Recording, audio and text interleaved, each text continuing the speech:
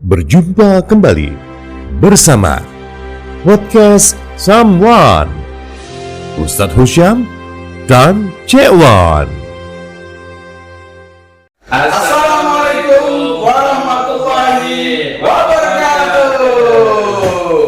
Kalau masuk Lembang, banyak tenang jadi gelombang. Nama Cek Dicek, kalau nak tenang, nak senang, nonton acara kami Someone bersama Ustadz Husyam dan Cekwan. Masya Allah, luar biasa ini. Ini puasa yang keberapa puasa? puasa yang ke-14. Ke-14. Tapi masih menyala. Masih menyala. Ayo bantu Cekwan.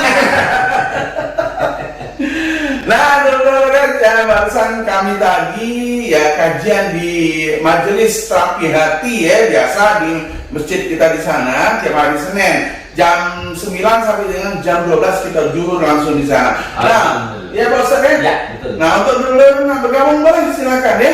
Nah, hari ini khusus Someone sudah pulang dari sana langsung kita podcast. Nah, dulu pengen podcast boleh ke sini ya? Silakan. Nah, assalamualaikum Pak Ustaz. Ya, waalaikumsalam warahmatullahi wabarakatuh. Masya Allah. Merah menyala.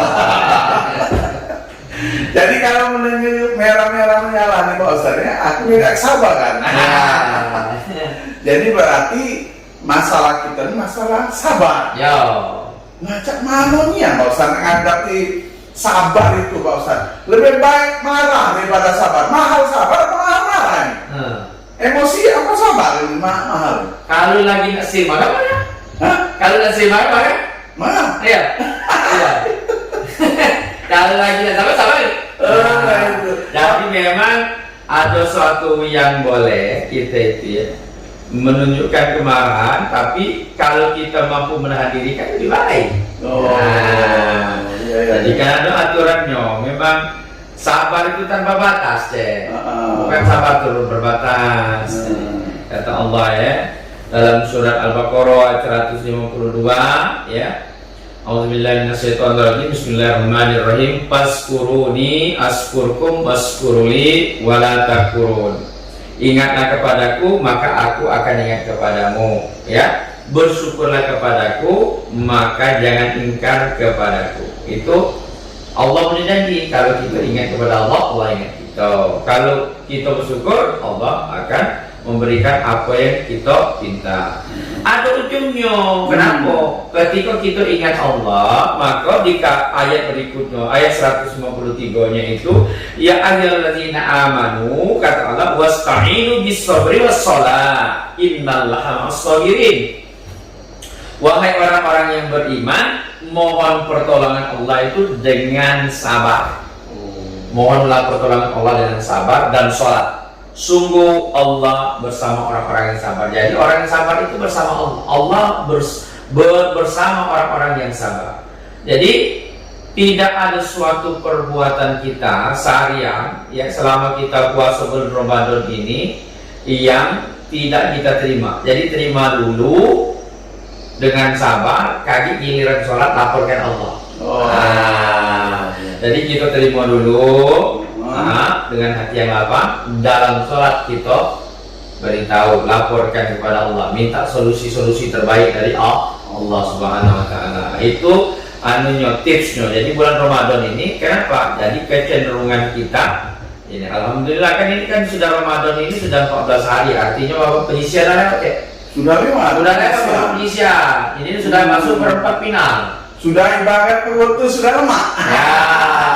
Nah, kalau yang pertama itu artinya kita memang diberikan Allah jalan kemudahan untuk memudahkan kita beribadah. Nah, konsistensi ibadah itu kalau sudah lewat 10 hari itu sudah mulai terselmak harga. Jadi ibadah itu sudah langsam. Sudah jalan. Kalau perutnya tidak terasa lemak, sekarang sudah kondisi tubuh sudah mengikuti stabil. Ketika stabil itu maka kita banyaklah mengingat Allah. Jadi makanya banyak mengingat Allah itu dalam kurikulum Ramadan di ayat Al-Baqarah ayat 186 itu tentang berdoa. Ya, banyak-banyak berdoa. Wa iza sa'alaka ibadi anni fa inni qarib ujibu da'wata da'i zada'an falyastajibu li wal yu'minu bi la'allahum yarshudun. Kata Allah itu, mintalah kepadaku, aku kabulkan. Nah, syaratnya wati Allah, wati Rasul. Kita ikut Allah, ikut Rasul, insya Allah mudah-mudahan kita akan dikabulkan semua doanya. Amin. Jadi orang-orang yang bulan Ramadan dia negara berdoa itu rugi, cek. Sayang. Kenapa? Karena Allah menyediakan sajian istimewa. Apa itu? Pengampunan dosa. Jadi apa doa yang paling besar yang kita minta? Minta ampuni dosa. Betul. Dosa apa? Dosa dan kita tidak bersabar. Tidak bersabar. Bahkan dalam sholat pun kita tidak bisa bersabar. Sudah bersabar. Makanya segala sesuatu dalam kehidupan kita ini sepanjang waktu itu 5 waktu sehari semalam itu ada fase-fase di mana kita berhenti laporan. Zuhur ke asar, asar ke maghrib, maghrib ke isya, isya ke subuh. Jadi di sela-sela waktu itu ada hubungan muamalah, hubungan kepada manusia, interaksi sosial. Nah, sangat kita berinteraksi sosial bisa baik itu dan apa namanya bersinggungan dengan manusia-manusia lainnya, banyak macam. Apalagi pikir jalan gitu. Yang mulai kita berjalan kita lah benar, uang nak nyalip kita, tidak kita lah jalan pelan, uang ngempel-ngempel pulang cepat, jadi serba salah. Nah itu juga butuh kesabaran. Nah itulah guna kita berpuasa. Kalau kita bersabar berarti amal puasa kita tidak habis. Jangan sampai kita lalai bahwa kita berpuasa itu memunculkan amal soleh. Ya, hati-hati. Jangan ibu puasa tapi amal solehnya tak hati. Ya. Tak hati pahala. Perbuatan solehnya tak hati. Tak hati perbuatan solehnya. Perbuatan soleh itu gimana? Soleh itu perbuatan itu sama manusia ini lah. Perbuatan soleh itu sesama manusia. Kalau yang ibadah puasa itu sama Allah. Nah, jadi pengendalian diri kita itu konteksnya lebih kuat kalau kita saat puasa. Kenapa? Kondisi tubuh kita di badan raga kita di lemah. Karena lemah nafsunya nurun deh. Tak ngapa-ngapa tuh asu, ngapa asu? Ayo puasa. Tapi makoni yang datang makoni yang Jadi tadi deh, jadi kata Allah itu supaya kita matonya tidak jadi maksiat, kan? Supaya kupingnya tidak jadi maksiat, supaya mulutnya tidak jadi maksiat. Bahkan di dalam dada kita, pikiran kita pun tidak bermaksiat itu adalah dengan Al-Quran. Nah, itu kan ada di surat Al-A'raf ya, ayat 129 itu kata Allah, pergunakan hatimu untuk memahami Al-Quran, gunakan matamu untuk membaca Al-Quran, gunakan kupingmu mendengarkan ayat-ayat Al-Quran. Kenapa?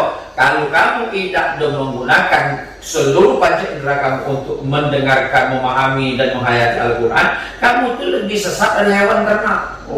Kalau kamu hewan ternak tuh masih baca balik kandang dia, tidak mungkin sesat. Pagi juga makan, tinggal suruh pergi dari kandang. Sore balik dewek.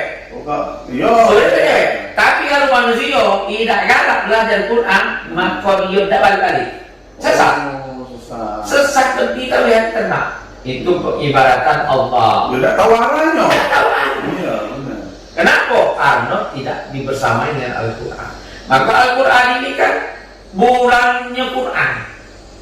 Bulannya Al-Quran. Allah menurunkan Al-Quran di bulan Ramadan dengan tujuan kita kembali dengan Quran. Kenapa?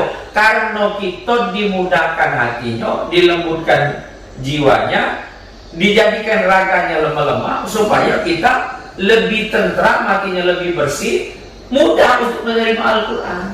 Nah, kenapa mudah menerima Al-Quran? Karena hati itu bersih. Karena Al-Quran itu suci. Kalau hati yang suci tidak mungkin ketemu dengan barang yang kotor. Nah, itu kuncinya.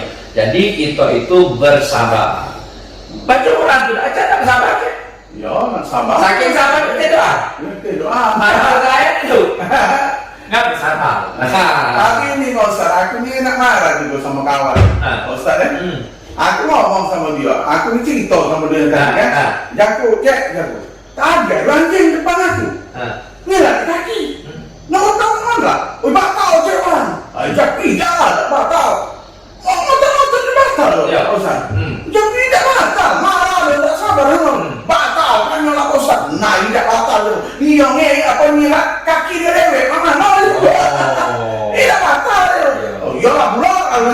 jangan dijawab aku tidak sabar untuk kalimat aku itu. Itu Betul, bisa ya. mancing.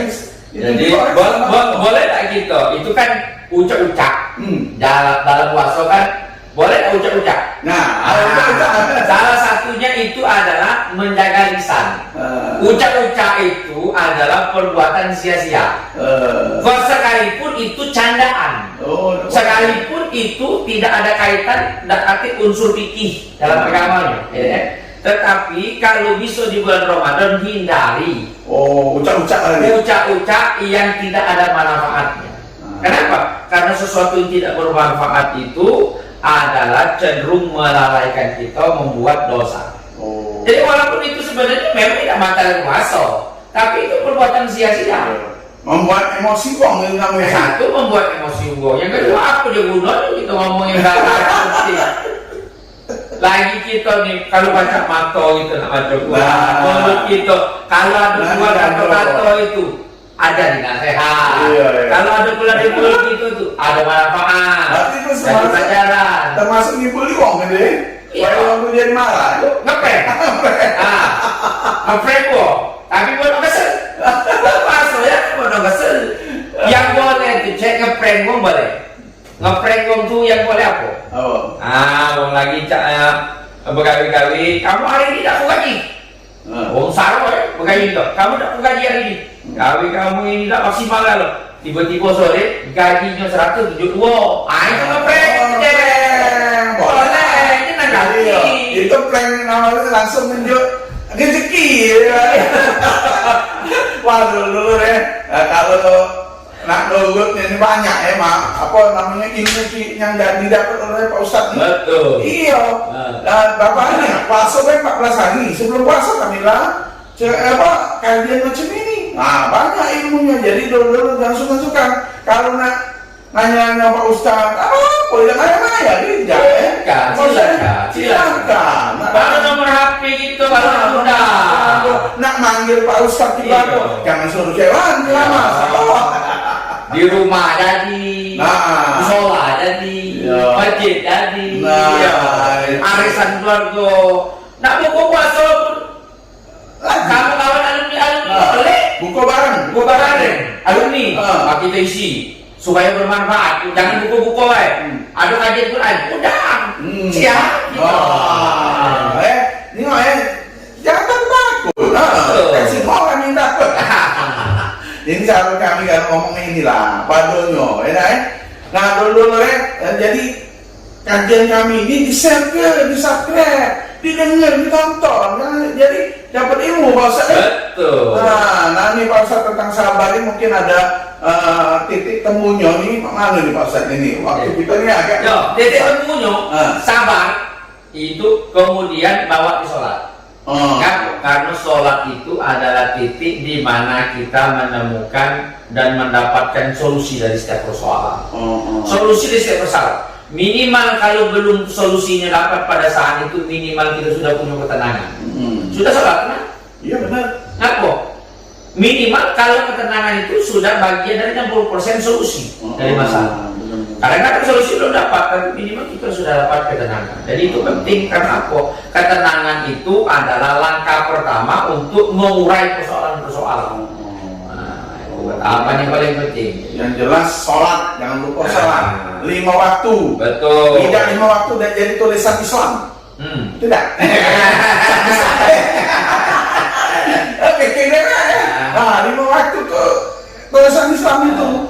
Enak. Kalau tidak ada sitok tinggal pikir kalian jangan lagi KTS-nya hilang KTM-nya bisa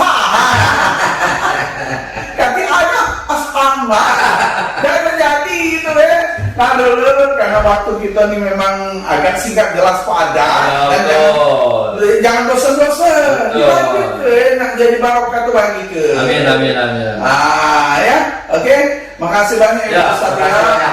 Dengan sabar mungkin dia tambah sabar lagi. Dan lagi nak ngotak-ngotak yang ngomong lagi. Oke teman-teman, kapal api masuk Lembang, banyak tenang jadi gelombang. Kalau macet bijak nak tenang nak senang, nonton acara kami Samwan. bersama Ustaz Usam dan Cek